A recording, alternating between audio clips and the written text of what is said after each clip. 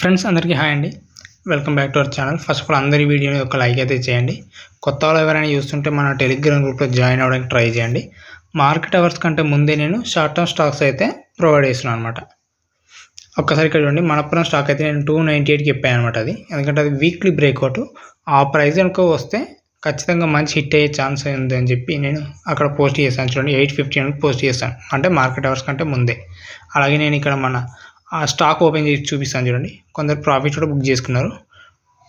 చూడండి మనపురం స్టాక్ చూడండి, అది ఆ రోజు అంటే December 24 రోజు చూడండి 295 నుంచి అలా స్టార్ట్ అయ్యి చూడండి థర్డ్ క్యాండిల్ అంటే 9:30కి అలా బ్రేక్ అయితే జరిగింది. చూడండి 298 ఆ టైంలో.